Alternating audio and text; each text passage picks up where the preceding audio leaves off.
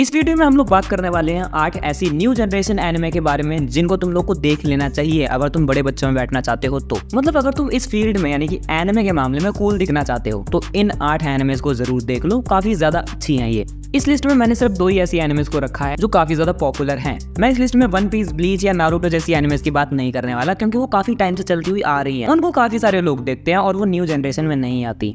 इस वीडियो में तुम्हें सिर्फ ऐसी 2 ही एनिमे देखने को मिलेंगी जो काफी ज्यादा पॉपुलर हैं और उनका नाम तुमने जरूर कहीं ना कहीं तो सुना ही होगा। इस लिस्ट में नंबर 8 पर मैंने रखा है जुजुत्सु काइसेन को। अब देखो ये चीज सुन के काफी सारे लोग तुम वैसे मुझे गाली भी दोगे क्योंकि जुजुत्सु काइसेन काफी बड़ा नाम है और काफी ज्यादा अच्छी भी है, लेकिन जैसे को मैंने इस लिस्ट में सबसे लास्ट रखा है उसके मेरे पास 2 रीजन है। सबसे पहले तो ये एनिमे काफी ज्यादा ओवररेटेड है, मतलब बहुत ही ज्यादा ओवररेटेड, और दूसरा रीजन है इसकी क्रिंज फैंस। अगर इन दोनों ही चीजों का एक साथ एग्जांपल देना हो तो मैं बस इतना ही कहूंगा कि अगर तुम किसी इंसान से जाके पूछोगे कि भाई एनिमे देखता है तो शायद एक बार को वो बात ही ना समझ पाए तुम्हारी कि तुम क्या बात कर रहे हो, लेकिन अगर तुम किसी इंसान को जाकर बोलते हो कि भाई गोजो को देखा है तो 90% चांसेस में वो बंदा हाँ कहेगा ही कहेगा। मतलब जेजेके की फैंस इतने ज्यादा क्रिंज है कि उनको कोई मतलब नहीं है कितनी भी अच्छी एनिमे निकल जाए, उनको जुजुत्सु काइसेन का नाम भी नहीं पता कईयों को, बस गोजो के नाम से जानते हैं। इसके अलावा अगर मैं कुछ बोलूंगा तो भाई खामखा की बात बढ़ेगी, तो छोड़ दो। इन दोनों रीजन को अगर साइड करें तो एनिमे सच में काफी ज्यादा अच्छी है, जिसके सीजन 1 में तुम्हें कॉमेडी ज्यादा देखने को मिलती है और सीजन 2 तो बहुत ही ज्यादा डार्क चला जाता है। अगर तुम लोग कमजोर दिल वाले हो, नहीं देख सकते किसी को मरता हुआ और कैरेक्टर से काफी ज्यादा जल्दी अटैच हो जाते हो तो जुजुत्सु काइसेन का सीजन 1 देखना, सीजन 2 मत देखना। एक बार को मूवी भी देख लेना पर सीजन 2 मत देखना क्योंकि बहुत ज्यादा डार्क चला जाता है वो सीजन 1 के कंपैरेटिव में। लेकिन मैं अगर तुम लोग शोनेन के फैंस हो, तुम्हें एक्शन ज्यादा चाहिए, तुम्हें खून खराबा भी पसंद है तो सीजन 2 को बिल्कुल भी मिस मत करना, क्योंकि जैसे कि अभी तक 2 सीजन और 1 मूवी आई और मुझे सबसे ज्यादा पसंद सीजन 2 ही है उसका,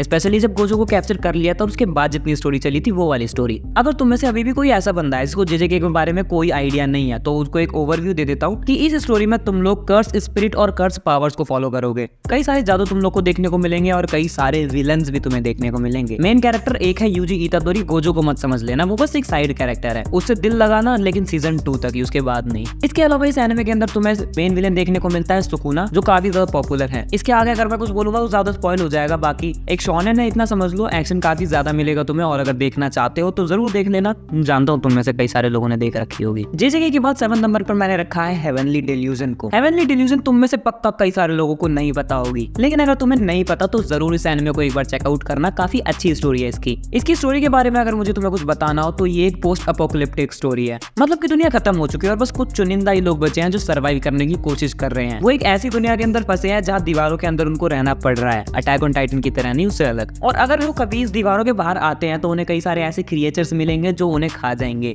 मतलब दुनिया के ऊपर पूरी तरह से इन क्रिएचर्स का राज चल रहा है और ये लोग अपनी मर्जी से कहीं बाहर घूम भी नहीं सकते। इस एनिमे के अंदर तुम्हें 2 स्टोरीज देखने को मिलेंगी। पहली स्टोरी एक ऐसा स्कूल है जहाँ पर कई सारे बच्चे पढ़ रहे हैं, उनकी पढ़ाई कोई नॉर्मल पढ़ाई नहीं है बल्कि वो बच्चे काफी अलग लेवल के हैं, उनके पास कुछ सुपर पावर्स है और इन्हीं सुपर पावर्स को कंट्रोल करना उन्हें सिखाया जाता है। और दूसरी तरफ हमें स्टोरी दिखाई जाती है 2 कैरेक्टर्स की जो कि अपने मेन कैरेक्टर हैं, एक है लड़का एक है लड़की, मुझे नाम नहीं पता मैं भूल गया, लेकिन इन दोनों की केमिस्ट्री बहुत ही ज्यादा अमेजिंग है। तुम्हारे अंदर थोड़ी सी और एक्साइटमेंट अगर मैं बढ़ाना चाहूँ तो इतना कहना चाहूंगा कि जो लड़की है ना वो अपने बॉडी से लड़की है, लेकिन उसके अंदर जो ब्रेन है, जो दिमाग है, जो आत्मा है वो एक लड़के की आत्मा है। कैसे हो तुम लोग स्टोरी के अंदर देख लेना, लॉजिकल रीजन दिया है, कोई ऐसा वैसा रीजन नहीं दिया, देख के मजा आता है। और ऊपर से इन दोनों की जो केमिस्ट्री है और इन दोनों के साथ जो अलग अलग अजीब अजीब मोमेंट्स होते हैं वो देख के तो तुम लोग सच में सिर पकड़ लोगे अपना। अब मैं तुम लोग को एक वार्निंग दे देना चाहता हूँ जो कि मुझे पहले ही दे देनी चाहिए थी कि इस एनिमे को अपनी फैमिली के साथ मत देखना क्योंकि बिल्कुल भी फैमिली फ्रेंडली नहीं है ये एनिमे, और बच्चों के लिए तो बिल्कुल भी नहीं बनी। इसके कई सारे सीन्स ऐसे हैं जो तुम नहीं चाहोगे अपनी फैमिली के साथ बैठ के देखना। एनिमेशन काफी ज्यादा अच्छी लगी मुझे, बोर नहीं करती तुम्हें ज्यादा, शुरुआत में थोड़ा बहुत बोर हो गए लेकिन आगे चल के चीज अच्छी लगने लगेगी। लेकिन इस एनिमे में मुझे सबसे बड़ा फ्लॉ यही लगता है कि अगर तुम लोग इस एनिमे को जो नए लोग हैं वो देखते हैं तो इसकी जो 2 स्टोरीज अलग अलग फॉलो हो रही है तुम्हें शायद लास्ट तक भी समझ में ना आए कि इनका क्या कनेक्शन है। सेकंड लास्ट तक फाइनल एपिसोड में सारी चीजें क्लियर हो जाएंगी। इसके बाद नंबर 6 पर मैंने रखा है हेल्स पैराडाइज को, और हेल्स पैराडाइज लिटरली काफी अच्छी एनिमे है, शोनेन एनिमे है, कई सारे उप्स मोमेंट भी हैं जिनको तुम अपनी फैमिली के साथ नहीं देखना चाहोगे। और सबसे बड़ी बात, किसी बच्चे को तो बिल्कुल भी मत दिखाना क्योंकि खून खराबा अच्छे वाले लेवल पर है। एनिमे में स्टोरी दिखाई गई है एक ऐसे क्रिमिनल की जिसको आग जला नहीं सकती, तलवार चाकू काट नहीं सकते, पानी में डूब के वो मर नहीं सकता, तो फिर वो मरेगा कैसे? नहीं मरेगा, इसलिए वहाँ के राजा ने उसको चुना है एक काम के लिए, एक ऐसी दुनिया जहाँ पर अमृत है, मतलब एलिक्सर है, और वो राजा उस अमृत को पाना चाहता है। इसलिए उसने अपनी दुनिया के सारे बड़े बड़े क्रिमिनल्स को इकट्ठा किया और उसने सबसे एक काम करवाया कि जो भी उस दुनिया में जाके ये अमृत मेरे लिए ले आएगा, मैं उसके सारे जिंदगी के पाप, सारे जिंदगी के क्राइम्स माफ कर दूंगा और वो नॉर्मल नॉर्मल इंसान बन के दोबारा जिंदगी जी सकता है। अब इसी एलेक्सर को लाने के लिए जो ये लोग दूसरी दुनिया में जाते हैं, उस दूसरी दुनिया को देखने में बहुत ज्यादा मजे आते हैं, क्योंकि दूसरी दुनिया में कुछ ऐसे क्रिएचर्स हैं जो बहुत ही ज्यादा एक्सट्रीम लेवल पे पावरफुल हैं। और ये सारे जो भी लोग उस दुनिया में गए हैं, ये कितने बड़े बड़े क्रिमिनल्स है वो तुम लोग को आगे जाके पता चलेगा। सबसे बड़ा अपना गाबे मारुदा होलो, वो बंदा काफी ज्यादा पावरफुल है और जब वो फाइट करता है तो उसके फाइट सीन देखने में मजे भी काफी ज्यादा आते हैं। सबसे बड़ी बात अगर मैं तुम लोग को बताना चाहूँ तो इस एनिमे को एनिमेट किया है मापा स्टूडियोज ने, और जिनके सारे प्रोजेक्ट्स काफी अच्छे होते हैं। जुजुत्सु काइसेन को भी इन्हीं ने एनिमेट किया है। तो अगर तुम लोग को अच्छी एनिमेशन, अच्छी स्टोरी और अच्छा एक्शन देखना है तो इस एनिमे को जरूर से देखना। अब नंबर 5 पर है एक ऐसी एनिमे जो कि एक स्पोर्ट्स एनिमे है, और अगर तुम लोगों ने हाईक्यू के अलावा कुछ भी नहीं देखा मेरी तरह, मैंने तो हाईक्यू भी नहीं देखी, तो तुम लोग इस एनिमे को जरूर चेकआउट करना। एनिमे का नाम है ब्लू लॉक, जो कि काफी अच्छी एनिमे है। इसका अभी तक सीजन 1 ही आया है और एक मूवी आई है एपिसोड नागी, जो अगर तुम लोग चाहो तो स्किप कर सकते हो, लेकिन देख लेना, अच्छी है वो मूवी, मैंने देखी है। एनिमे के अंदर हम लोग को फुटबॉलर्स की कहानी दिखाई गई है। एक ऐसा स्टेडियम है, एक ऐसी ऑर्गेनाइजेशन है जिसको ब्लू लॉक कहा जाता है, और ये काफी सारे बच्चों को इकट्ठा करके जापान का बेस्ट स्ट्राइकर प्रोड्यूस करने की कोशिश कर रही है। नहीं, इनके ऊपर कोई एक्सपेरिमेंट्स नहीं किए जा रहे, बल्कि इनको ट्रेनिंग दी जा रही है अलग लेवल की। और उनके अंदर जो इनका ट्रेनर है वो बस एक ही बात घुमाता है कि तुम्हें सबसे आगे निकलना है, तुम्हें अपनी टीम पे ध्यान नहीं देना, तुम्हें ओपोनेंट पे ध्यान नहीं देना, तुम्हें बस गोल पे ध्यान देना और गोल करना है। ब्लू लॉक नाम की इस ऑर्गेनाइजेशन में जितने भी प्लेयर्स हैं और जितने भी स्टूडेंट्स हैं वो सारे काफी बड़े लेवल पर है, लेकिन जो अपना मेन कैरेक्टर है इसागी योइची, उसके पास ऐसी कोई सुपर पावर है नहीं और वो अपनी स्किल्स को नहीं पहचान पाता। लेकिन जब वो ब्लू लॉक में आता है और धीरे धीरे मैचेस को खेलना शुरू कर देता है तो उसे पता चलता है कि उसकी स्किल आखिर है क्या। वो सिचुएशन को देख के ही सिचुएशन समझ पाता है और तभी ऑन द स्पॉट प्लानिंग करता है कि मैच को कैसे जीता जाए। एनिमे काफी ज्यादा अच्छी है। मुझे इसके अंदर सिर्फ एक ही फ्लॉ नजर आता है कि इसकी एनिमेशन थोड़ी बेकार है, क्योंकि मैंने इसकी मांगा पढ़ रखी है, पूरी नहीं पढ़ रखी, सीजन 2 में जहां तक कहानी आने वाली है उसके आगे ही पढ़ रखी है। और इसके मांगा पैनल्स अगर तुम लोग देखोगे तो वो बहुत ज्यादा अमेजिंग है। मैंने पहले एनिमे देखी थी, इसलिए उस टाइम पर मुझे इसकी एनिमेशन उतनी ज्यादा बुरी नहीं लगी, लेकिन मांगा पढ़ने के बाद मुझे रियलाइज हुआ कि एनिमेशन सच में बुरी थी। मतलब बुरी नहीं थी। अगर तुम लोगों ने मांगा नहीं पढ़ी तो एनिमे देखो, बहुत मजा आएगा, लेकिन अगर तुम लोगों ने मांगा पढ़नी शुरू कर दी तो उसकी एनिमेशन में मजे नहीं आएंगे। अब ब्लू लॉक के बाद आती है अपनी सोलो लेवलिंग, जिसको 2024 की बेस्ट एनिमे भी कह दिया गया था जब ये रिलीज हुई थी। सोलो लेवलिंग अपने मानवा की वजह से पॉपुलर है। इसकी मानवा बहुत ही ज्यादा पॉपुलर थी और इसकी स्टोरी काफी अच्छी है। एनिमे की जो सबसे अच्छी बात है वो ये है कि ये प्योर शोनेन है। इसके अंदर तुम्हें बहुत भयंकर लेवल पे एक्शन देखने को मिलेगा। सीजन 1 में कम है, लेकिन सीजन 2, सीजन 3 जो इसके आने वाले हैं उनमें काफी ज्यादा देखने को मिलेगा। इसके अंदर हम लोग को जादूगरों की स्टोरी दिखाई गई है। सोलो लेवलिंग की जो वर्ल्ड है उस वर्ल्ड में अचानक से कई सारे पोर्टल्स खुलने शुरू हो जाते हैं और उन पोर्टल्स के अंदर से कुछ क्रिएचर्स आने शुरू कर देते हैं जो इंसानों को मारते हैं। अब उन क्रिएचर्स को यानी कि उन एलियंस को रोकने के लिए इस दुनिया में कुछ ऐसे लोग हैं जिनको हंटर्स कहा जाता है। हंटर्स वो लोग होते हैं जिनकी पावर एक लिमिटेड पॉइंट तक ही होती है। जिस बंदे को जितनी पावर मिल गई वो सारी जिंदगी उतनी ही पावर के साथ काम चलाएगा, उसको और ज्यादा पावर नहीं मिल सकती, फिर चाहे वो कितना ही कुछ क्यों ना कर ले। वो अपनी स्किल्स को बढ़ा सकता है लेकिन अपनी पावर्स को बिल्कुल नहीं बढ़ा सकता। इसीलिए इन सारे हंटर्स को कई सारी कैटेगरीज में डिवाइड किया गया है, जिनमें सबसे ऊपर कैटेगरी आती है एस रैंक के हंटर्स।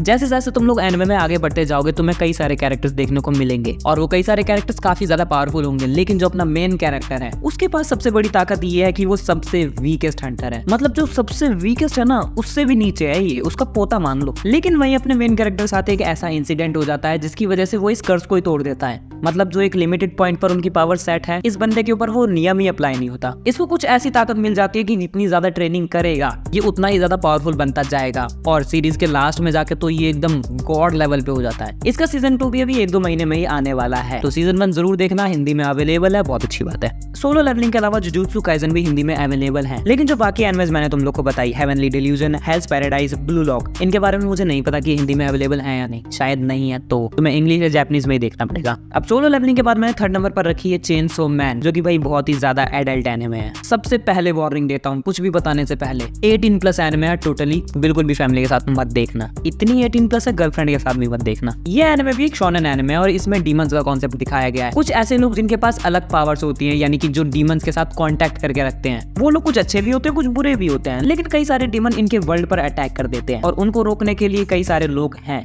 अब चेनसो मैन मैंने बहुत पहले देखी थी तो मैं इसकी डिटेल्स भूल चुका हूँ, लेकिन जो इसकी मेन स्टोरी है वो है अपने मेन कैरेक्टर डेंजी पे, जो कि एक ऐसा बंदा जो बहुत ज्यादा गरीब है। इसके ऊपर इतना ज्यादा कर्जा है जितना पूरे इंडिया के ऊपर भी नहीं होगा। बेचारा अपने गोटे और आंखें तक बेच देता है कर्जा उतारने के लिए। लेकिन वहीं इसके साथ इसका एक दोस्त है जिसको कहते हैं पोचितो, और पोचितो एक डेविल है। एक दिन डेंजी के साथ एक ऐसा इंसिडेंट होता है जहाँ इसको बहुत बुरी तरह से लोग मारते हैं, कुत्तों की तरह मारते हैं भाई इसको, और इसी के साथ साथ इसके पेट पोचितो को भी मारते हैं। और उसी टाइम पर पोचितो अपनी लाइफ के बदले अपने मालिक की लाइफ बचाने को प्रायोरिटी देता है और वो डेंजी के साथ मर्ज हो जाता है, जिसकी वजह से डेंजी को एक अलग पावर मिलती है और वो बन जाता है चेनसो मैन। तुम लोग एनिमे देखो, तुम लोगों ने नाम पक्का सुना होगा और कुछ सीन्स भी जरूर देखे होंगे। एनिमे फनी है, अच्छा खासा एक्शन है और बढ़िया है, इसीलिए इसको मैंने 3rd नंबर पर रखा है। जरूर चेकआउट करना, हिंदी में भी अवेलेबल है। नंबर 2 पर मैंने रखी है प्लूटो एनिमे, जो कि मुझे बहुत ज्यादा पसंद है। प्लूटो इस लिस्ट की इकलौती ऐसी एनिमे है जो सिर्फ 8 एपिसोड के साथ खत्म हो चुकी है। बाकी जितने भी एनिमेज मैंने तुम लोग को बताई और जो नंबर 1 पे बताने वाला हूँ, उनके अगले सीजन आने वाले हैं और उनकी स्टोरी अभी तक कंप्लीट नहीं हुई है। लेकिन प्लूटो भी पिछले साल 2023 दिसंबर में रिलीज हुई थी और उसी टाइम इनके 8 एपिसोड आ गए थे।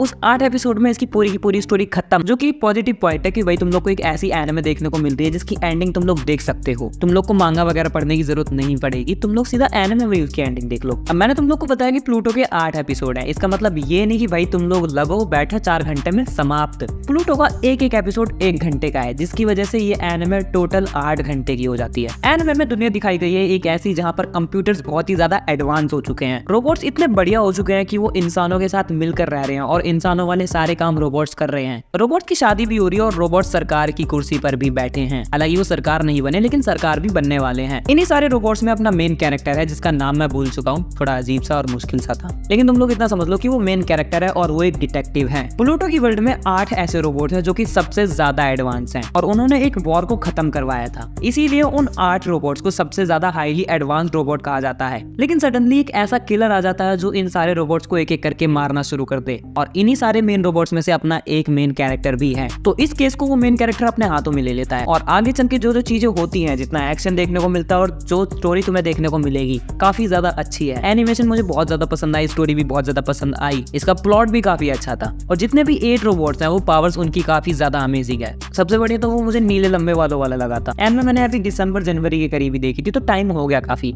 इसलिए मैं इसकी डिटेल्स भूल चुका हूँ, लेकिन मुझे स्टोरी अच्छे से याद है और एक्शन काफी अच्छा था, इसीलिए ये एनिमे हाईली रिकमेंडेड है भाई। 8 ही एपिसोड है, 1 घंटे के, झेल लेना, लेकिन इस एनिमे को जरूर देखना, भले कोई और सी देखो या नहीं देखो, लेकिन ये एनिमे सबसे ज्यादा अलग और सबसे ज्यादा अच्छी है। सबसे बड़ी बात मुझे ये लगती है कि इस एनिमे के अंदर जबरदस्ती की कॉमेडी नहीं है, प्योर एक्शन है भाई, प्योर एक्शन। प्लूटो के बाद जो मैंने नंबर 1 पे रखा है वो है डीमन स्लेयर। देखो डीमन स्लेयर तुम लोग मानो ना मानो, लेकिन मेरा प्यार है। डीमन स्लेयर उन एनिमेज में से एक है जिनको मैंने सबसे पहले देखा था, शायद 2nd नंबर पर ही देख लिया था, टोक्यो गूल के बाद। डीमन स्लेयर की पॉपुलैरिटी बहुत ही ज्यादा है अराउंड दी वर्ल्ड, पूरे वर्ल्ड में बहुत ज्यादा फैंस है डीमन स्लेयर के। लेकिन सबसे बड़ी बात यह है कि वो जेजेके की फैंस की तरह क्रिंज नहीं है। जुजुत्सु काइसेन के भी काफी सारे फैंस हैं और इनके फैंस में टक्कर भी हो सकती है पॉपुलैरिटी के मामले में, जैसे कि ऊपर ही है, क्यों झूठ बोलूं। लेकिन जुजुत्सु काइसेन के फैंस जितने ज्यादा क्रिंज है ना, उतने ज्यादा क्रिंज डीमन स्लेयर के फैंस बिल्कुल भी नहीं है। डीमन स्लेयर के फैंस मैच्योर लोग हैं यार, हम जैसों को देख लो, अपनी बढ़ाई कर रहा हूँ, थोड़ी कर लेता हूँ। ये सारी चीजें अगर मैं साइड रखूँ तो डीमन स्लेयर एक ऐसी स्टोरी है जिसमें अपना मेन कैरेक्टर अपनी बहन को बचाता हुआ घूम रहा है और वो अपनी बहन को ठीक करना चाहता है। असल में बात क्या थी कि एक दिन उसकी फैमिली के ऊपर किसी डीमन ने अटैक कर दिया था। अब किस्मत से तांजीरो उस दिन अपने घर पे था नहीं, लेकिन इसकी पूरी फैमिली को उस डीमन ने मार दिया। उसी अटैक में इसकी बहन नेजुको बच गई थी, लेकिन वो एक डीमन बन गई। लेकिन नेजुको जब डीमन बनी तो वो बाकी डीमंस की तरह बिल्कुल भी नहीं थी। उसको इंसानों को नहीं खाना, बल्कि उसको अगर अपनी स्ट्रेंथ बढ़ानी है तो वो नींद लेके भी अपनी स्ट्रेंथ बढ़ा सकती है। और यही बात डीमन स्लेयर में लोगों को समझ नहीं आती, इसलिए कई बार उसकी बहन पे लोग अटैक करने की कोशिश करते हैं, तो कई बार उसको समझने की भी कोशिश करते हैं। डीमन स्लेयर के टोटल 4 सीजन आ चुके हैं और इसके बाद जो इसकी स्टोरी आने वाली है वो मूवीज में कवर होगी। तो डीमन स्लेयर बहुत ही बढ़िया एनिमे और सबसे बड़ा जो इसको पॉइंट है देखने के लिए वो है इसकी एनिमेशन। मतलब गॉड लेवल की एनिमेशन है भाई इसकी एनिमेशन के ऊपर तुम जितनी तारीफ करो उतनी ज्यादा कम लगेगी। ऊपर से इसके अंदर एक्शन धमाकेदार है। सीजन 1 में ठीक ठाक था, सीजन 2 में कमाल था। भले ही रेंगोकू और आकाजा की फाइट ले लो या फिर डीमन स्लेयर में टेंजेन ओजुई वर्सेस ग्योतारो की फाइट ले लो। इसके अलावा डाकी के अगेन जो जेनित्सु और इनोसुकी की लड़ाई हुई थी वो भी भयंकर लेवल की थी। सीजन 3 भी अच्छा था, लास्ट में मजे आए और सीजन 4 में तो ट्रेनिंग देखने को मिली। लेकिन ओवरऑल इसके सारे सीजन अच्छे हैं जो कि बहुत ही कम बोर करेंगे तुम्हें और मजे काफी देंगे। कॉमेडी थोड़ी बहुत है लेकिन वो तुमसे सहल ही जाएगी क्योंकि जबरदस्ती की नहीं है, अच्छी कॉमेडी है। अब इस चीज के ऊपर तुम लोग मुझे डीमन स्लेयर का 14 भी कह सकते हो क्योंकि हूँ मैं थोड़ा बहुत, मुझे डीमन स्लेयर बहुत ज्यादा पसंद है, इसीलिए मैंने इसको नंबर 1 पे रखा। भले ये डिजर्व करे या ना करे, मेरे लिए डिजर्व करती है नंबर 1 की रैंकिंग। सबसे बड़ी बात तो ये है कि डीमन स्लेयर काफी ज्यादा पॉपुलर है, ये हिंदी में भी अवेलेबल है, तुम देख सकते हो हिंदी में। इंडिया के अंदर भी काफी अच्छी मार्केट और फैन बेस है इसका। तो ये एनिमे मेरी तुम लोग को प्लूटो के बाद 2nd हाईएस्ट रेकमेंड की हुई एनिमे है, जिसको तुम जरूर चेकआउट करना भाई। मैंने तो इसके 4 सीजन देख रखे हैं, मांगा कंप्लीट पढ़ रखी है, मुझे बस अब मूवीज का इंतजार है। वेल तुम लोग बताओ, तुम लोगों ने इस लिस्ट में से कितनी ज्यादा एनिमेज देख रखी हैं, और अगर कोई सी नहीं देखी तो देखो जरूर जाके। बाकी thank you so much for watching this video. बस मैं मिलूंगा अगले किसी वीडियो में, तब तक के लिए तुम इंतजार करते रहो।